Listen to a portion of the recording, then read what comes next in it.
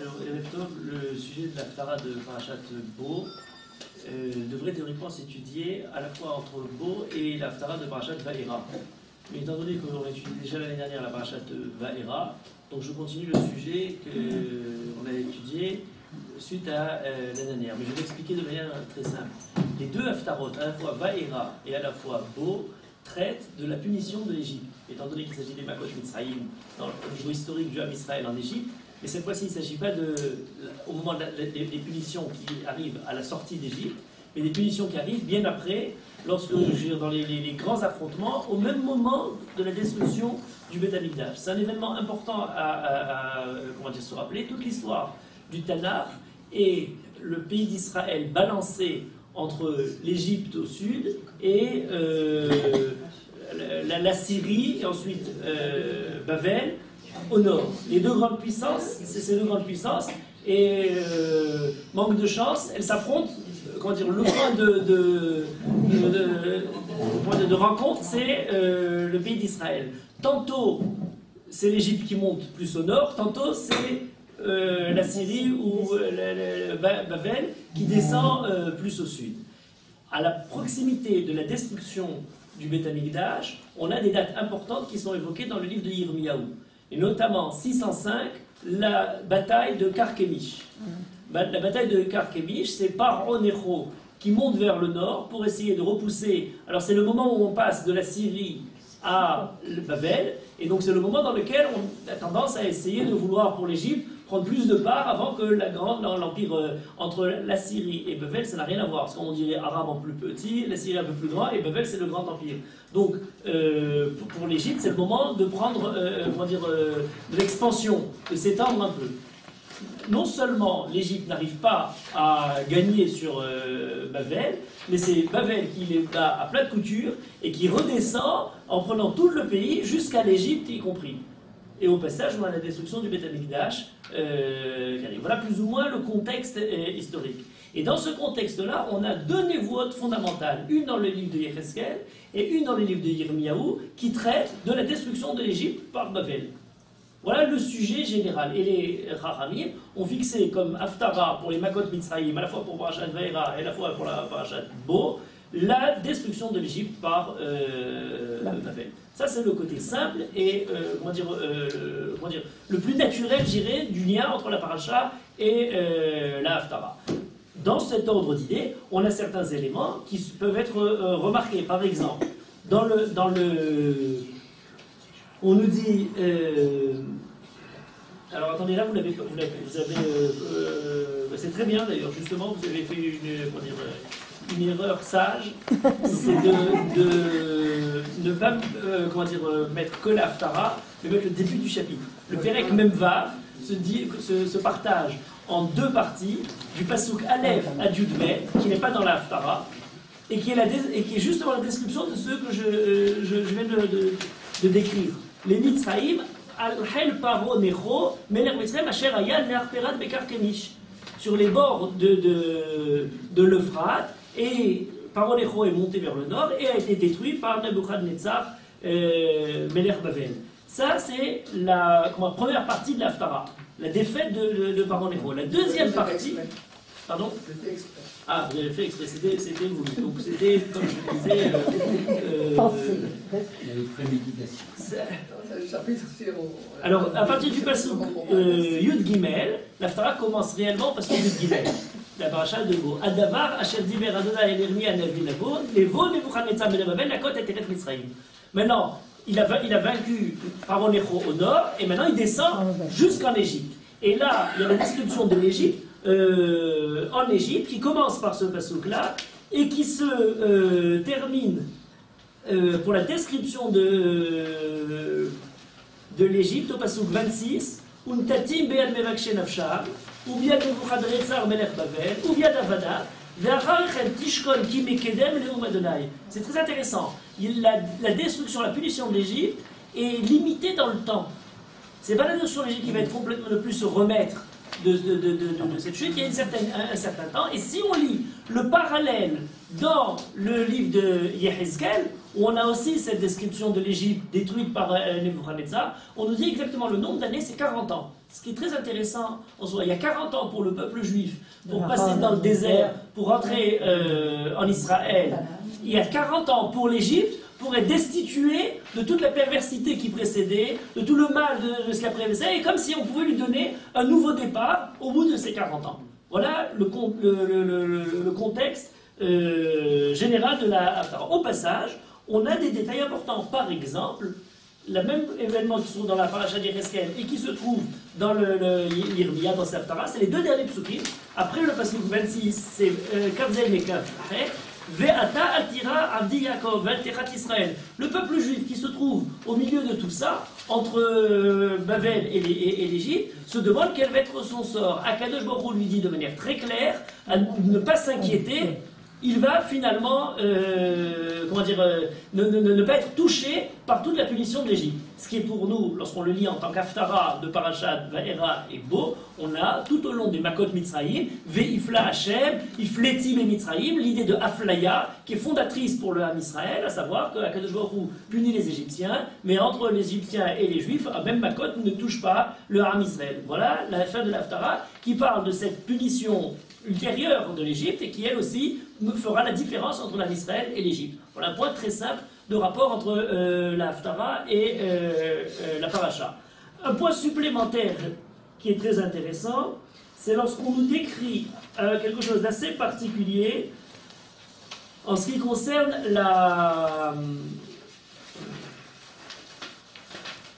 le pasouk Tetzaïn.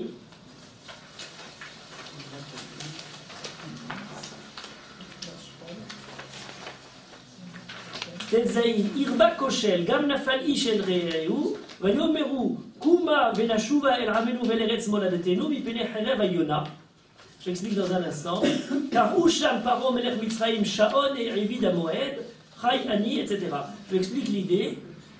La punition de l'Égypte se déroule pas simplement par l'ennemi qui détruit l'Égypte, les Babyloniens contre les Égyptiens, ça c'est clair. De la même manière qu'on a les Makot Mitzraïm à Kadosh Baruch Hu de manière miraculeuse qui détruit l'Égypte, mais on a différents psukim, notamment lorsqu'on nous dit Vesir Sarti Mitzraïm be Mitzraïm ou les Maké Mitzraïm bifroreem, où on nous dit la punition va se dérouler de telle manière à ce que le peuple pervers s'entretue lui-même.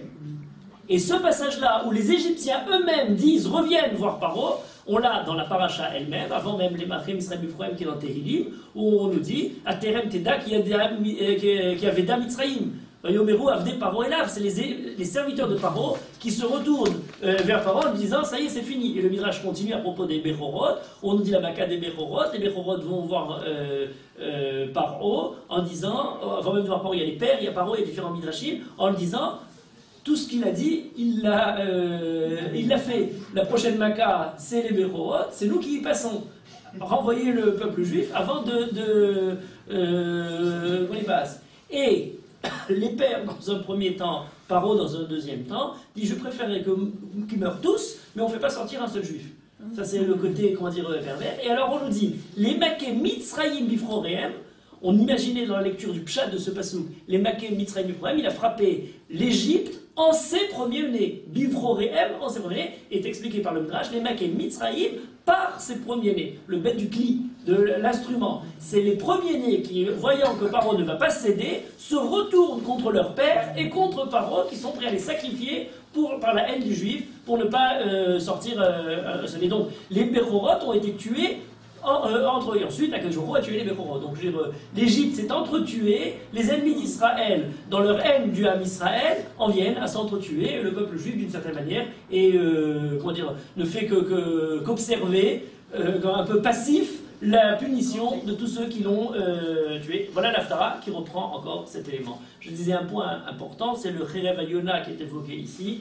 On l'explique souvent, on imagine Yona, on s'imagine la colombe. Le Cherev Yona n'a rien à voir avec la colombe, c'est un glaive meurtrier comme il est traduit dans ce texte-là. Cherev Yona a été interprété de différentes façons, notamment Milachon Yona Onaa, l'otonu ishetamito, l'idée de faire mal, de causer un dommage. Kherev Ayona, c'est l'épée qui, ici c'est écrit meurtrier, qui fait du mal, qui détruit. Ce qui est très intéressant, c'est que dans un autre passage où on parle de Yerushalayim par Irmia en étant à Irayona, alors là, Irayona c'est encore mieux. Alors Kherev Ayona, bon d'accord, on va dire l'épée n'est pas elle-même l'épée, comment dire, de la Yona, dans l'imagination de la colombe. Mais Irayona, ça nous, comment dire, ça pourrait nous plaire à se dire, voilà, or non.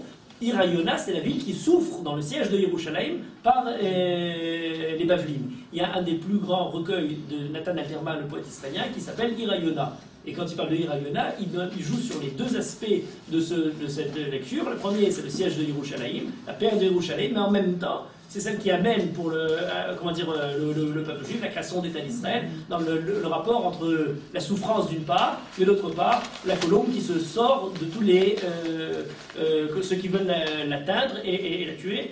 Juste une petite rectification à propos de l'Ayona. L'Ayona n'a aucun symbole de paix dans la Torah, que ce soit bien clair. La Torah, c'est le symbole, au contraire, de la soumission à Akadosh Baruch Hu. Lorsque Noach envoie l'Ayona, elle revient à l'Ayona, elle revient avec une branche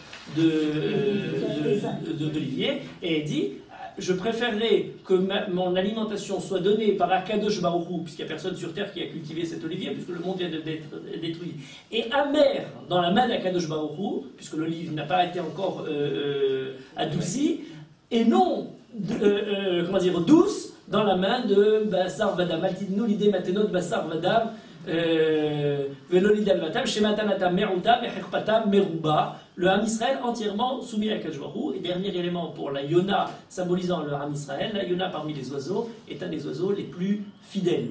Et qui, comment dire, je sais pas, on ne parle pas de couple pour les animaux, mais pour les Yonas, on a vu des Yonim qui restaient totalement fidèles l'une à l'autre. Et il y avait quelques années, quelqu'un avait raconté qu'il élevait des Yonim en disant une Yona ayant cru que son Basou avait disparu, et il y avait quelqu'un d'autre, et quand il est revenu, le véritable mari, il se souvient comme ça, il cherchait Baala, alors il me dit Nataya, mais il réapparaît, qu'est-ce qu'on fait? Alors elle était tellement honteuse de l'avoir trahi, trompé, qu'elle s'est laissée mourir, tout simplement et simplement, tellement sa notion de fidélité était élevée. C'est en ce sens-là que le Ham Israël est comparé à la Yona dans la fidélité du Ham Israël vis-à-vis de Akadosh Baruch Hu, même dans l'adversité, la branche d'olivier, et pas du tout rien à voir avec l'idée de simplement de shalom, tel qu'on l'a évoqué plus tard. Bon, ça c'est pour l'idée de Kherev. Vous voyez ces différents éléments qui traitent du rapport entre les Makot et la Haftara et la Paracha. Un point quand même très intéressant, qui nous met déjà sur la piste de ce qui va suivre. La Paracha traite de la punition de l'Égypte à travers des makot, des plaies qui sont surnaturelles, l'une plus que l'autre, une suite de miracles, alors que la Haftara traite d'une punition de l'Égypte purement militaire, géopolitique, des relations entre les différentes puissances qui viennent et qui font la guerre contre l'Égypte. Voilà quelque chose d'intéressant. Mais plus que cela, au niveau de la symbolique de l'Égypte telle qu'elle est évoquée dans cette Haftara, à la différence de la Haftara de Yehezkel, celle qui était lue dans la Parashat Va'era, eh bien, c'est deux animaux totalement différents qui se présentent à nous. C'est très intéressant de le remarquer. Dans la paracha dans Yehezkel, au Pérek Kaftet, et ça tout le monde le remarque, et certains disent que c'est le lien avec la paracha de Va'era, puisque la première des Makot, telle qu'on Moshe arrive chez Paro, c'est d'avoir jeté son bâton. Et est-ce qu'on devrait théoriquement la compter comme dans les Makot Mitzrayim, même si ce n'est pas une Maka elle-même, c'est le premier signe des Hotot que Moshe fait vis-à-vis de Paro qui se trouve dans la paracha de Va'era. Or, Paro est décrit dans la Haftara de Yehezkel, où on nous dit, au Pérek Kaftet, Pasuk Gimel, Akadosh Baruch Hu dit à Yehezkel d'aller voir Paro, Sim panecha el Paro melech Mitzrayim, daber v'amarta, ko amar Adonai Elohim, ineni alecha Paro melech Mitzrayim, hatanim agadol arovetz betor Yehorav, asher amar li Yehori v'ani asitimi. Paro symbole de l'Égypte, est comparé lui-même au Tanim Agadol. Alors, Tanim Agadol, est-ce que c'est le grand crocodile, comme certains l'ont traduit? Est-ce que Tanim Agadol, ce sont les... Alors, on a dans un instant les Tanim Agadolim, en tout cas, sur le bâton de Moshe, voyez les Tanim, il est devenu comme un Tanim. Alors, c'est un crocodile, il est devenu, c'est un serpent, tel qu'on l'imagine. Rien n'est plus, comment dire, n'est véritablement sûr dans la traduction. Mais l'idée importante, c'est que l'image de l'Égypte fait référence à... Alors, si on dit qu'il s'agit du crocodile ou quelque chose, comment dire, une bête primordiale, Taminim Agedolim, qui se trouve en Égypte, qui symbolise la puissance et qui va être touchée en premier, à la fois par le bâton de Moshe, au bâton des Khartoumim, et à la fois par la première Maca qui va toucher l'Iori Ani Asitini. Et on a le Midrash en tête d'ailleurs, Ani Asitini, du rapport de Paro qui va dans le Nil, Yotzer Maïma, etc. Donc, voilà la première idée, image de l'Égypte à travers cet animal extraordinaire. Or, ayant ça en perspective, ou en le recul de cette image-là de Yecheskel, on lit la paracha, la Phara de Yirmia, celle qu'on a maintenant, du Pérec Kavav, et là, quel est l'animal essentiel de l'Égypte? Pasuk Kaf, Regla Yefefia Mitzrayim.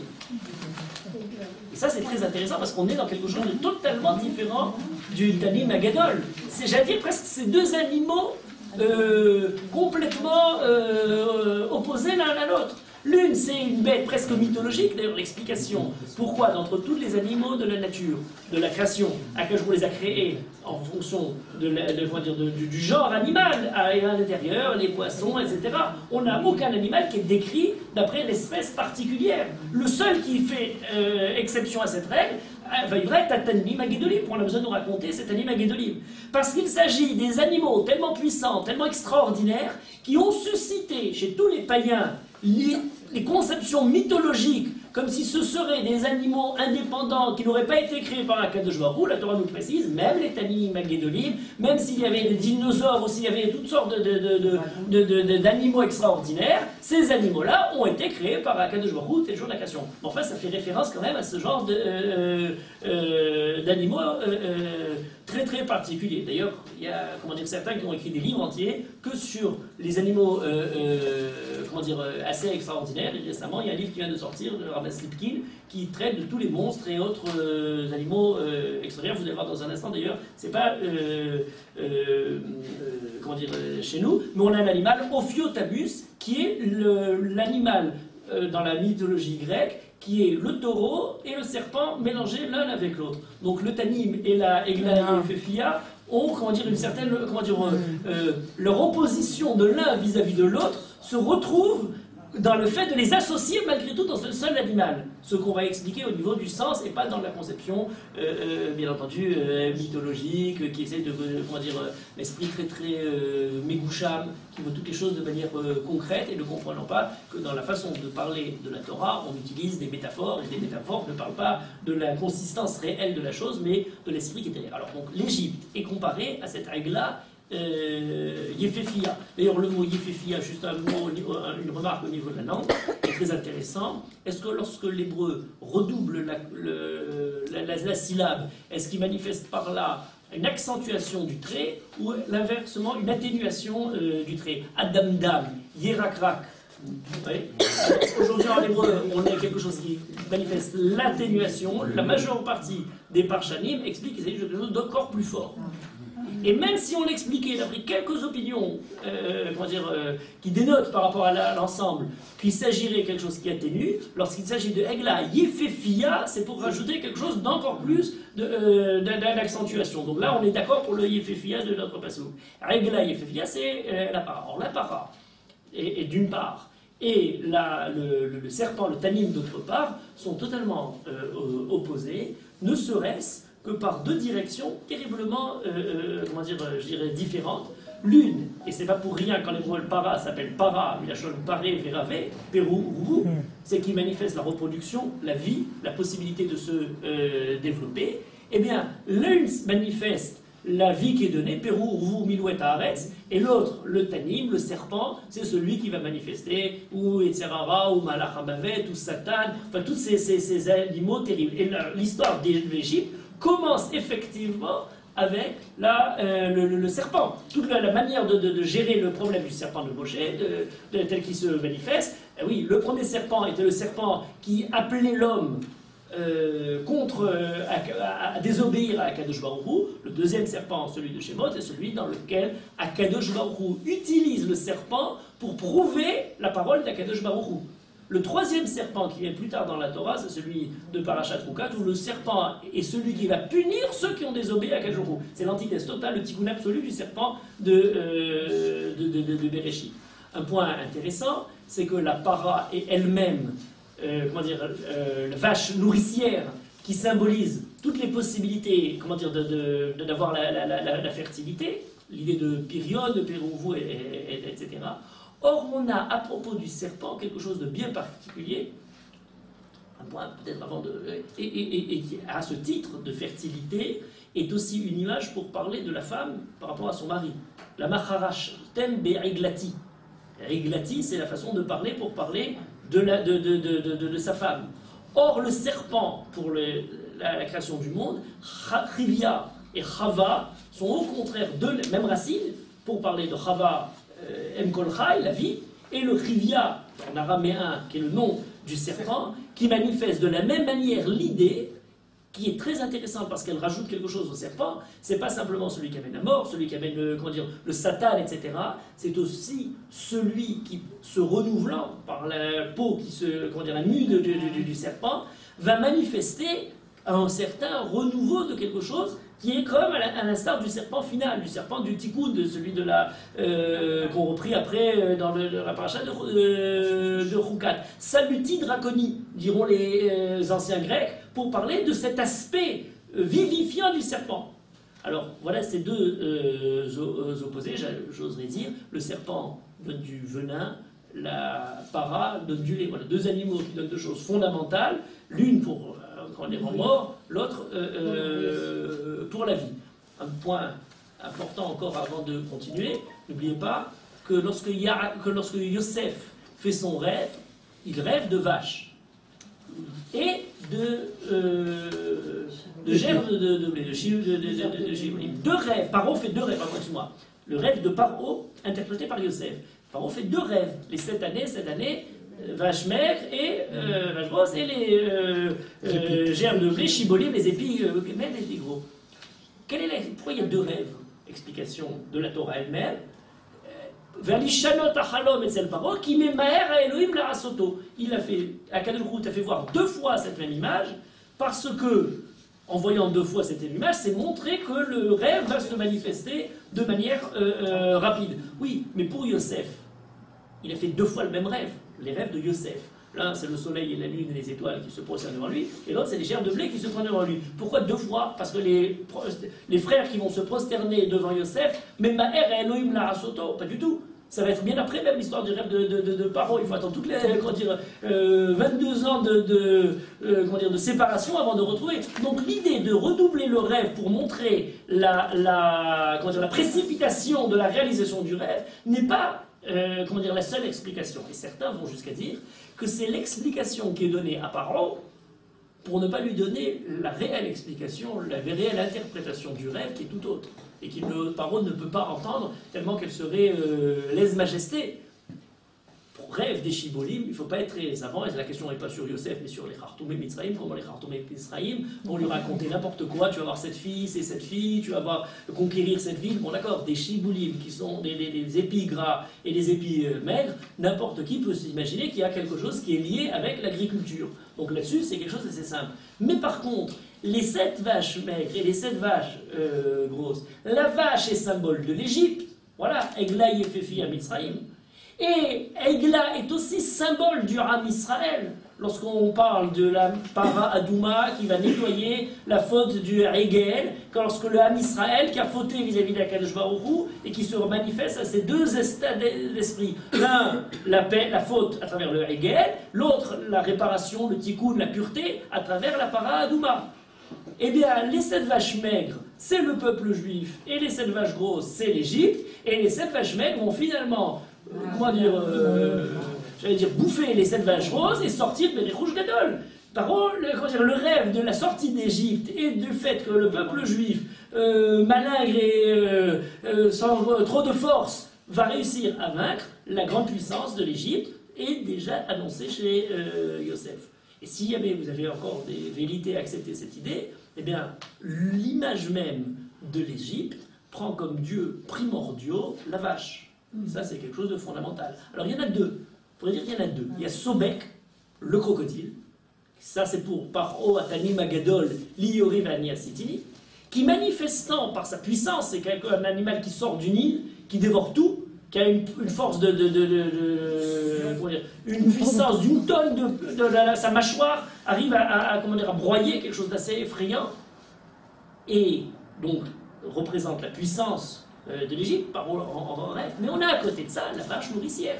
La vache nourricière, qui est celle qui donne les récoltes, c'est un peuple d'agriculteurs, et bien ce peuple d'agriculteurs met la vache au centre. Alors c'est Hathor, Apis, on a différentes manières de présenter cette vache, et même lorsqu'elle se retrouve menaçante, les vaches maigres et les vaches grosses, celles qui vont donner plus ou moins à l'agriculture, elle aura, suivant une certaine présentation de l'Égypte, la vache elle-même qui soutient le soleil. Alors vous avez l'image, vous avez avec le rond solaire. C'est la vache primordiale qui donne naissance au soleil tous les matins et qui, le soir venu, Sobek, fils de cette même vache, va dévorer le soleil. Voilà un cycle mythologique qui dit quelque chose sur une certaine perception, je dirais, pessimiste de la,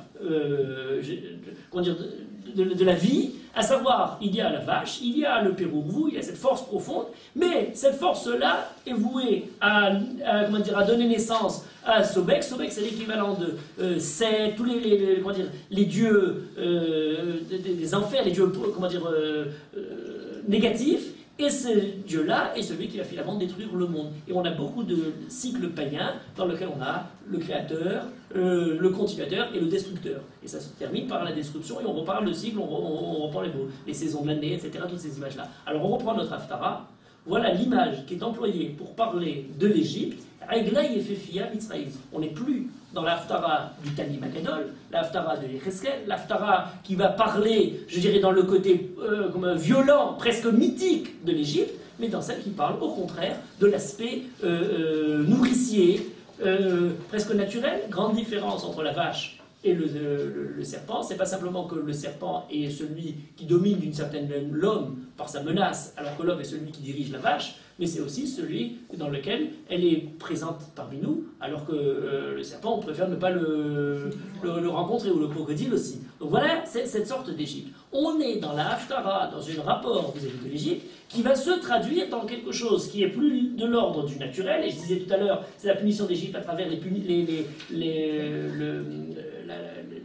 Babel, la puissance militaire qui déferle en Égypte. Il ne s'agit pas de quelque chose de l'ordre du surnaturel. Mais il y a quand même quelque chose de fondamental, et c'est le point intéressant de toute cette Haftara, de toute cette image, c'est que cette vache-là, alors on parle de vache, sauf à un moment.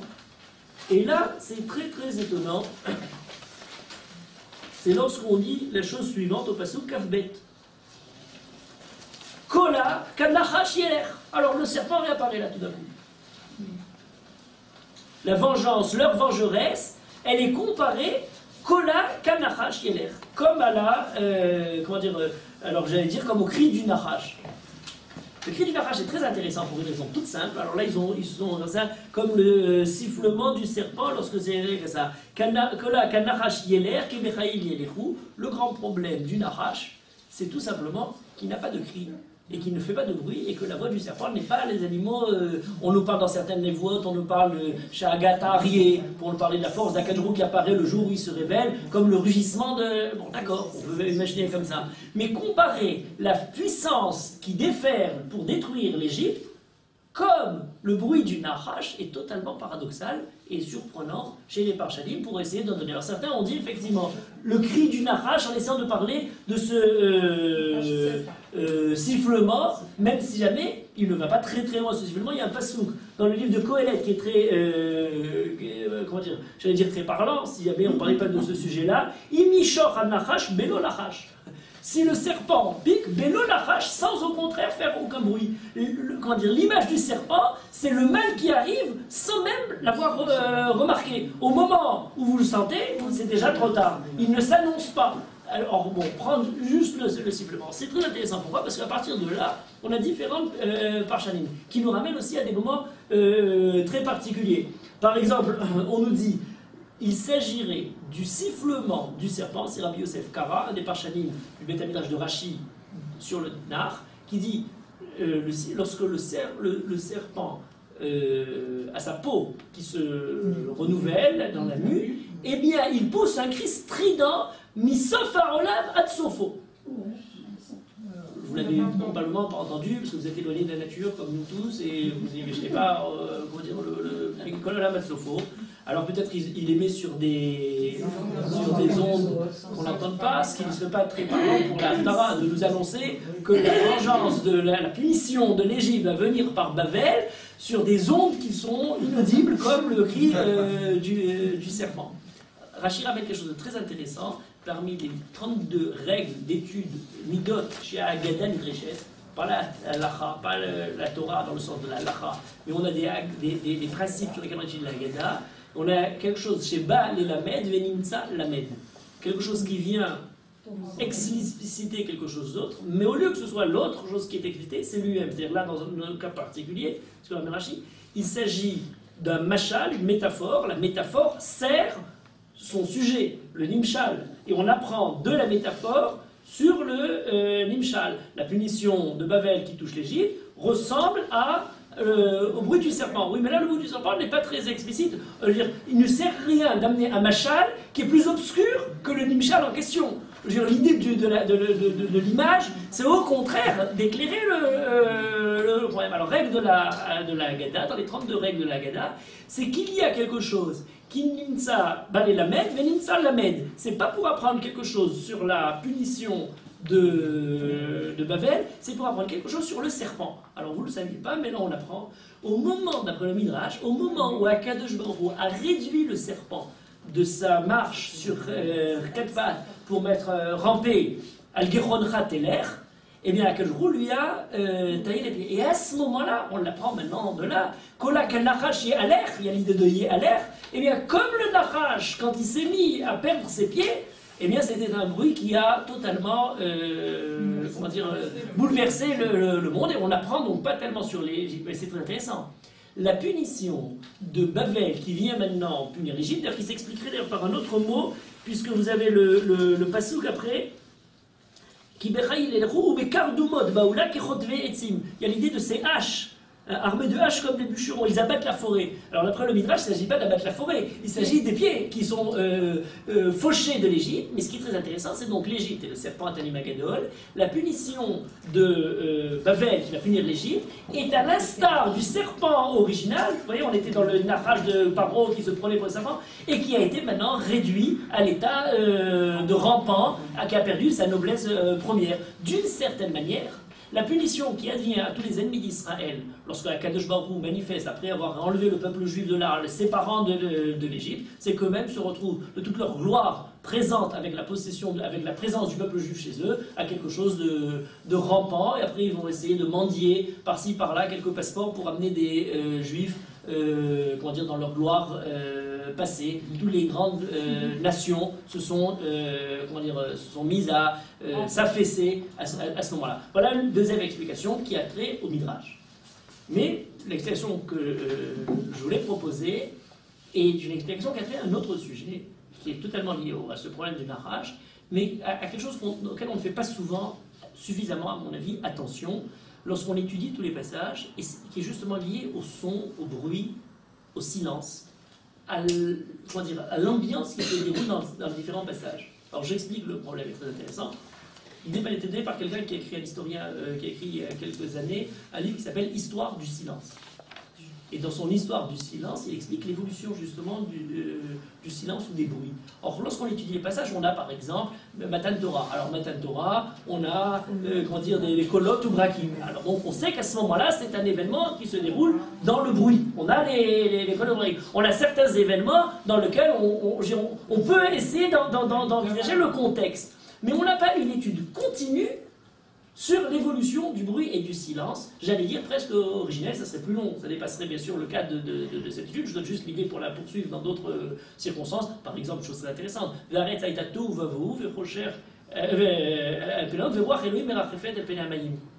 on nous parle de la terre, description, etc. Il y a un souffle.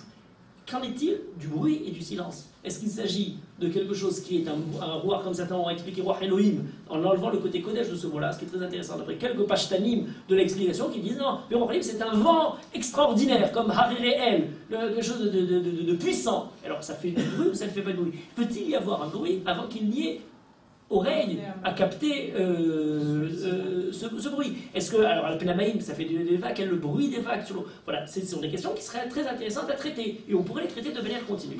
Dans notre cas particulier, ce qui me semble intéressant, c'est de poser la question, qu'en est-il des bruits et on dirait des silences des Makot Mitzrayim? Voilà le principe. Avant d'y arriver, juste une petite lecture de la Haftara. Vous allez voir à quel point ce sujet est un sujet présent. Puisque, on commence, je vous ai dit au Passouk Yud-Gimel, Adavar Asher Diber, d'accord? On a une parole qui s'est... Bon, on va dire, d'accord, la parole prophétique est peut-être une parole intérieure. C'est peut-être une parole, même si on sait que le prophète est totalement, comment dire, perd toutes ses forces, perd tous ses moyens, terrassé par cette parole qui lui arrive. Mais on imagine, on n'est pas obligé de lui donner la conséquence sonore. Mais la suite est très claire. Passouk Yud Dalet, annoncez-le en Égypte, publiez-le à Migdol, publiez-le à Nov, dites debout, Tout le passouk est une haftara qui débute dans le bruit d'une alerte qui est donnée parce que l'ennemi est en train d'arriver. Et le bruit de la guerre se sent, est présent là-dessus.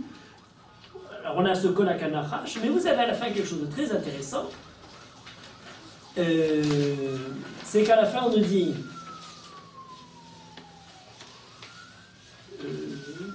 bon, Passouk Kavzaï, à la différence de tout ce bruit, de tout le tumulte de la guerre, Passouk Kavzaï, Veshav Yaakov, Veshakat, Veshanan.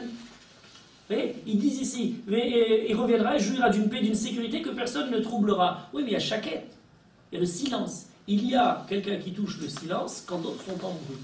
Or, ce qui est très intéressant, c'est quoi? C'est que cette idée-là est exprimée de manière très claire dans la sortie d'Égypte pour un passouk qui est déplacé. Dans la paracha où on nous parle des Makot, c'est de mots, on a un passouk qui n'est pas du tout à sa place. C'est celui où on nous dit Vaïta Seraka Gedela Bemitzrayim. Il va y avoir au milieu de la nuit un cri terrible. Le cri des morts, des premiers-nés. Et après avoir décrit ce bruit, le passouk continue et nous dit Ulchol Bene Israël. On nous dit la chose suivante. Voilà. Kachatzot alayla ani yotze betor Mitzrayim. Description de la. Umet kol bechor mi bechor parot la ve'ayeta tzeaka gedula bechol eretz Mitzrayim asher kamou lo niyata vechamou lo tosif. Alors tout le monde sait, les chiens n'ont pas aboyé. Oui d'accord, on ne parle pas maintenant de les chiens qui aboyent. Le silence. Il y a, ce passage-là n'est pas sa place. Pourquoi il n'est pas sa place? Parce qu'on nous décrit que lorsque le peuple juif est sorti d'Égypte, les chiens n'ont pas aboyé. Alors on doit le raconter. À quel moment? Nous décrire que le peuple juif est prêt au moment où le peuple juif va sortir d'Égypte. Or au moment où il sort d'Égypte, c'est un pérec après, où on a dit Vaï Bachatzera. Là, ça c'est l'annonce de la sortie. Lorsque le peuple juif sort d'Égypte, on est Vaï Bachatzi Alayla, Vadonaïka Kol Bechor, voilà la manifestation de la Makat Bechorot, et on nous dit Vatehit Seraka Gedula Bemitzrayim Ken Beit Asher En Shammet. Et on s'attendrait que maintenant qu'on nous dit que Vatehit Sagala, et Ulchol Bene Israël, Lo Decheratz Kelev Ishono, aucun chien n'a aboyé à ce moment-là, parce que c'est sur la place. Non, on a mis le Lo Decheratz Kelev Ishono à la description de l'annonce de la Makat Bechorot. Comme si le point extrêmement important, c'est de nous dire il y en a qui sont en train d'hurler pendant qu'il y en a d'autres pour lesquels même les chiens n'osent pas aboyer. Voilà, c'est le contraste qui est donné, pas du fait du déroulement élément anecdotique de la façon dont se produit la sortie d'Égypte, mais de l'annonce de ce qui va se produire dans la sortie d'Égypte. Il y a quelque chose qui a trait au bruit, dans lequel on a l'Égypte qui est dans le bruit et le peuple juif qui est dans le silence. Et vous remarquerez que la Haftara se termine avec l'Égypte qui est dans le bruit, le peuple juif Shakat, et au milieu, on a le bruit de ce serpent qui fait du bruit, qui ne fait pas de bruit au milieu. Alors l'Égypte, c'est le serpent ou pas? Alors, pour continuer, prenez les Aseret Hamakot. Alors les Aseret Hamakot, c'est très intéressant, lesquels font du bruit et lesquels ne font pas de bruit. Voilà, alors première, Dame est une Maka apparemment sans bruit. En tout cas, le sang qui se transforme, l'eau qui se transforme en sang, ne change pas le bruit. C'est du liquide, c'est le même. On le dit même dans un seul verre, le verre se transformer, de l'eau, comme ça, pas de problème. Mais juste après, alors ça fait toute une histoire de coupe. C'est très étonnant quand vous faites cette remarque-là, vous cherchez la structure sonore de la sortie des Sermakot. Eh bien, les Tsephardim, pas besoin de vous convaincre, du côté assourdissant des Tsephardim. Dame Tsephardia. Kinim, excusez-moi, remarquez, tout ça, il s'agit du bruit ou non de l'élément maritime, marin, puisqu'il s'agit de l'eau liquide et donc le fleuve et de ceux qui sortent du fleuve. Tiens, dans le fleuve, il y a un silence, le silence d'une eau paisible qui peut se transformer de la façon la plus abominable pour nous en ça, mais qui ne fait pas de bruit. Et de l'autre côté, on a le bruit assourdissant. D'une certaine manière, on se demande si ce qui fait plus de mal à l'Égypte dans les Tsephardim, c'est le fait qu'elle pénètre partout ou c'est le fait qu'elle croasse partout. Bon, alors on passe à la deuxième. Cette fois-ci, il ne s'agit plus de l'eau, il s'agit de la terre. Enfin, tout le monde a remarqué qu'il y a une évolution des quatre éléments. Alors on arrive à la terre et on a d'une part Kinim et Aharov. Voilà les Kinim qui apparaissent. Alors de quelle façon on traduise les Kinim, les poules, etc. Ça ne fait pas de bruit, c'est le silence. Aharov, à côté de ça, vous entendez déjà dans la prononciation même du mot Aharov, le rugissement du lion qui est en train d'arriver. Mais on nous dit qu'il s'agit des bêtes féroces. D'accord. Donc les bêtes féroces sont liées. Voilà, dans l'élément de ce qui arrive sur la terre, on a certains animaux qui se répandent dans le silence, on s'en rend même pas compte jusqu'au moment où ça gratte, et dans d'autres qui arrivent dans le bruit. Vous continuez. Alors après, ça se manifeste par doublé. C'est assez comme ça. Arov, Dever, Chéri, Bara, Darbé. Ce sont les 4 makotes qui traitent maintenant de ce qui vient de l'air. Avant d'arriver au feu, qui est l'obscurité qui est dans la nuit, où le feu a été détruit, la lumière a été détruite, les deux dernières. Voilà la façon de régler les 4 makotes. Or, dans ces deux-là, on en a 2 du silence et 2 du bruit, puisqu'on a des vers, Chérin, Dever Chérin, alors Dever c'est la peste, Chérin, les épizooties, c'est quelque chose qui est dans le silence absolu. La maladie se propage par l'air, mais on n'entend pas le bruit. À l'inverse, lorsqu'on a Barad, le Barad est dans le bruit, et Arbé, les sauterelles sont assourdissantes. Ils ont été là cette semaine, comment dire, empêchés de faire quoi que ce soit là-bas dans bon, Makot. Alors, donc on a dans le bruit encore le silence et le bruit. Et la dernière, Rocher. Comment dire, on nous dit l'obscurité était tellement dense que même on ne pouvait même plus bouger dans cette obscurité. Les ondes ne passent pas. On ne pouvait même pas entendre quoi que ce soit dans cette obscurité. Et après, dans cette même nuit, on a tout d'un coup la Tzaraka et de la Muslim. Vous voyez que les Makot sont faits d'une structure parfaite entre le bruit, le silence et le bruit. Comme si tout d'un coup on assourdissait les gens à travers cette Maka. Alors pourquoi c'est très intéressant? Pour la raison suivante. C'est que si on cherche à analyser ce problème-là en racontant l'histoire du bruit et l'histoire du silence, on a certaines remarques très éclairantes sur ce sujet qui nous attend. Alors la première est la suivante. On se dit, le pays d'Égypte, ou le pays où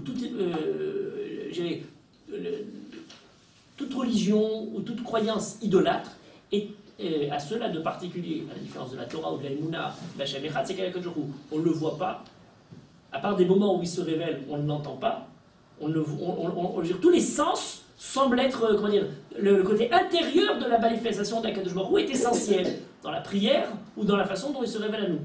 Pour les idolâtres, le monde est un monde qui fait beaucoup de bruit.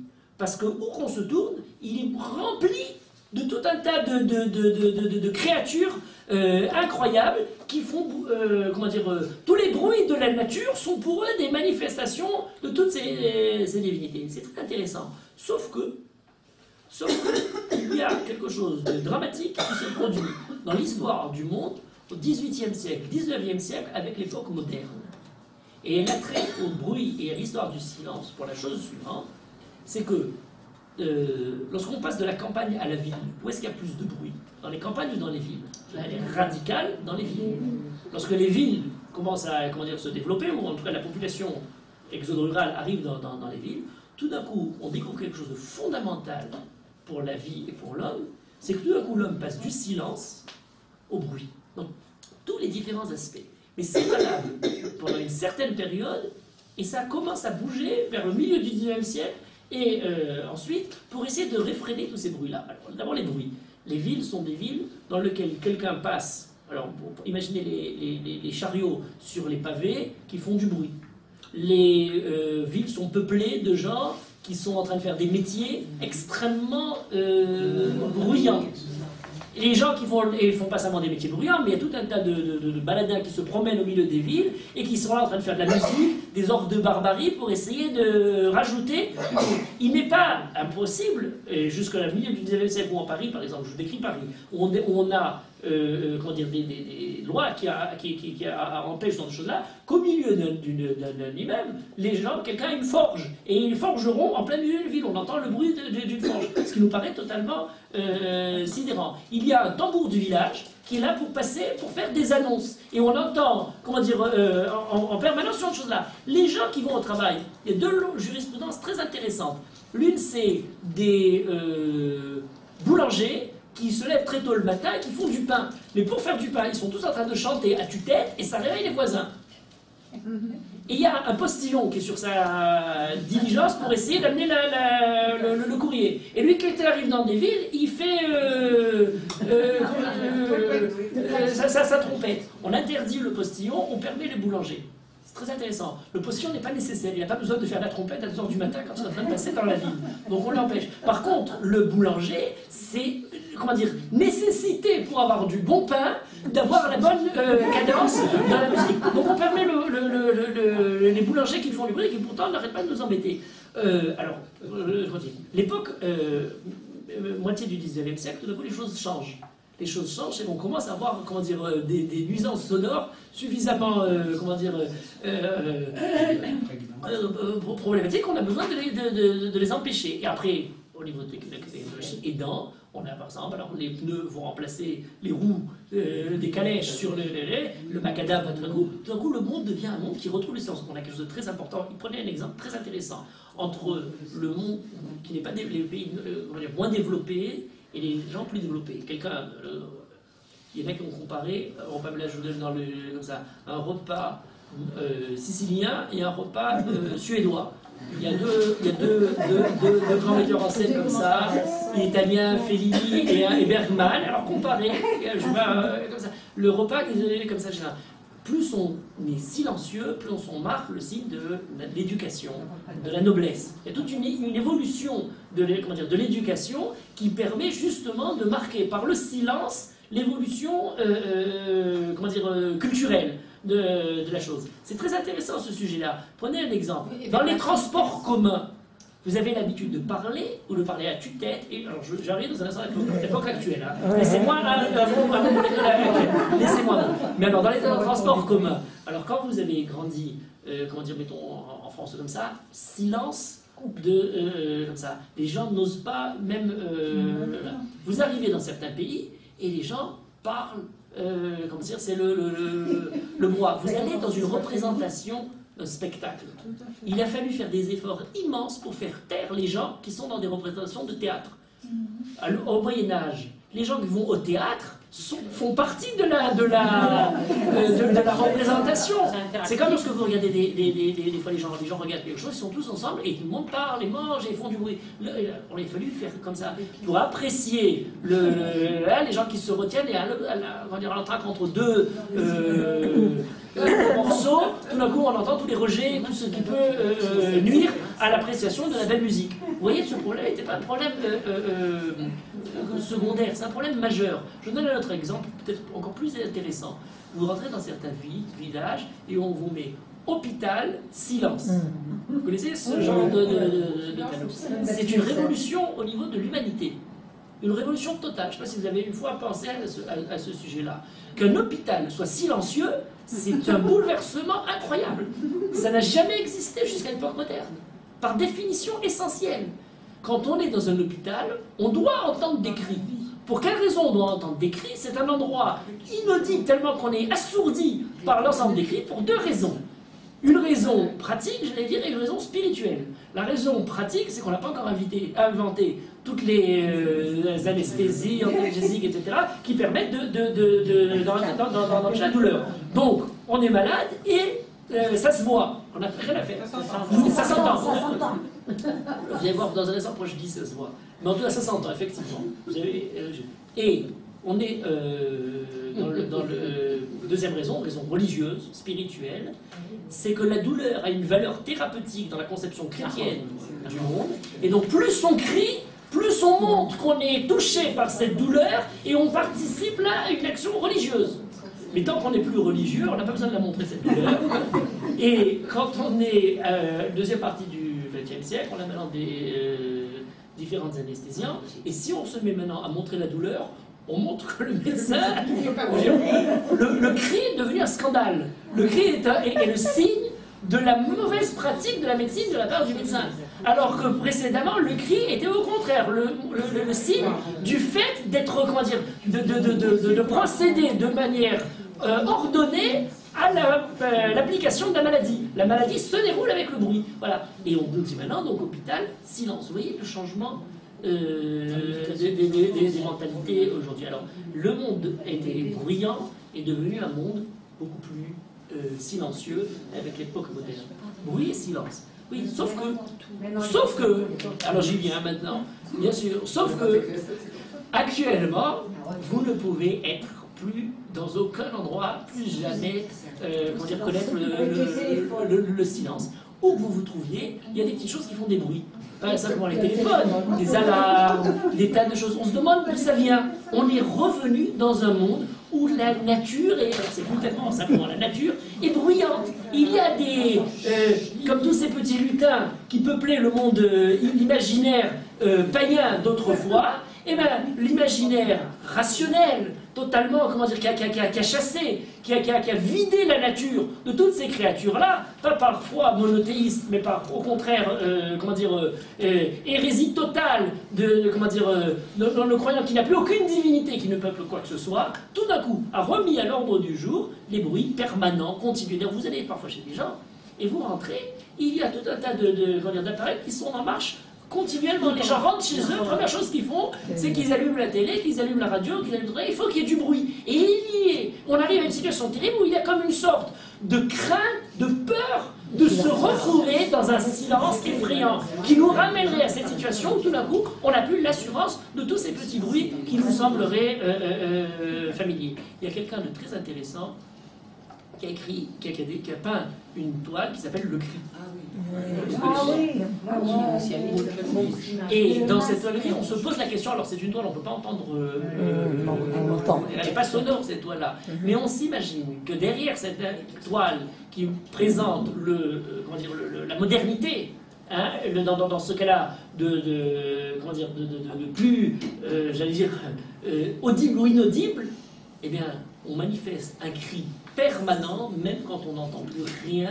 Il y a comme quelque chose qui essaye au contraire, comme une sorte d'appel, comme une sorte de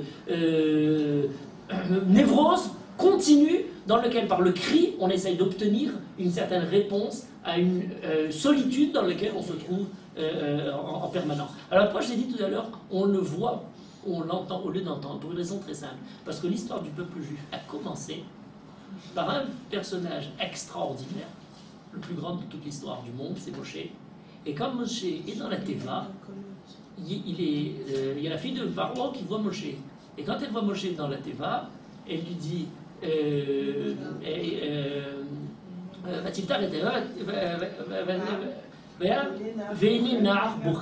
elle voit qu'il y a un enfant en train de pleurer. Et tout le monde pose la question, mais pourquoi elle a besoin de voir que l'enfant est en train de pleurer, alors qu'elle aurait dû, avant de le voir, l'entendre pleurer. Or, la définition d'un juif, c'est justement celui qui, même lorsqu'il est en train de pleurer, il n'y a pas le son qui est en train de se manifester. Le pleur de Moshe est un pleur qui va être vu, l'enfant, par la fille de Paro, mais ce n'est pas un pleur qui est là, comment dire, à faire du bruit dans le monde. Il y a en permanence dans la souffrance des béné Israël, avant que les béné Israël manifestent vis-à-vis d'Akadosh Baruch Hu le cri, le peuple juif crie et pleure vis-à-vis d'Akadosh Baruch Hu, un pleur profond de Moshe qui manifeste la douleur du peuple juif dans l'exil et dans l'esclavage. Le début de l'esclavage a commencé par une relation très particulière vis-à-vis des cris. Il y a Moshe dont Béthia ne peut entendre le son de son pleur. Elle le voit lorsqu'elle ouvre la Teva. Il y a un peuple qui est en train de souffrir sous l'esclavage et les Égyptiens n'entendent pas la souffrance. Et le Midrash nous dit, pourquoi est-ce qu'Akadosh Baruch Hu nous ramène maintenant Vekola Kanachash Yaler, comme ce serpent qui n'est pas entendu, ce paradoxe du serpent, mais c'est le paradoxe d'un cri assourdissant qui n'avait pas été entendu lorsque le peuple juif souffrait et que les Égyptiens n'entendaient pas.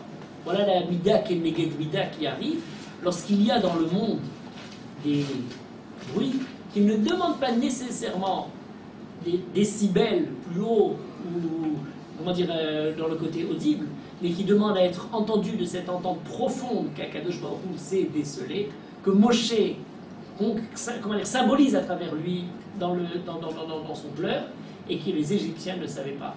Le paradoxe de ce serpent, Kolak et Nachash, c'est d'une part la guerre, le bruit terrifiant de Babel qui arrive, annoncez-le partout. L'alarme qui est donnée, et l'alarme, c'est un cri de détresse, c'est un cri de, pour que les gens entendent l'ennemi arriver, mais au moment où elle arrive, remarquez, elle se répand comme un bruit que vous n'aviez même pas entendu, ou vous n'aviez pas voulu entendre, ce bruit de ce serpent, qui lorsqu'il s'approche, on n'entend pas son cri justement. C'était pas pour manifester à Nibal-Lamed et Ninsalamed, pour apprendre ce qui se passait au serpent primordial ou quoi que ce soit, c'est pour manifester ce double rapport qu'on a vis-à-vis du silence et des bruits. Est-ce qu'on manifeste à travers plus de silence le côté simplement de l'éducation, la façon d'évoluer, ou est-ce qu'on manifeste à travers la sensibilité aux cris qui n'ont pas encore été émis, la sensibilité profonde qu'Akadosh Baruch Hu a entendu vis-à-vis du Ham Israël et qu'un juif doit entendre vis-à-vis de tout cri qui se pose, qui se soulève dans le monde, de toute personne qui est dans le pleur, avant même qu'elle n'ait accédé à la possibilité d'émettre quelque chose, d'émettre une certaine parole. D'une certaine manière, cette Haftara, lorsqu'on termine les Aseret Hamakot et qu'on les entrevoit sous l'approche sonore de ces Aseret Hamakot, nous donne dans le paradoxe de ce Kolak Anachashi Aler, le paradoxe général, je dirais que l'humanité et que le peuple juif entretient vis-à-vis des silences et des sons, vis-à-vis de toutes les paroles qui sont dites, ou comme dit la Torah, Vaïdaber Hashem el Moshe, les morts, et une des explications de ce les morts, c'est l'eau amar. Il y a plus à entendre dans ce qu'Akadosh Baruch Hu n'a pas dit dans la Torah que dans ce qui est énoncé de manière claire dans la Torah.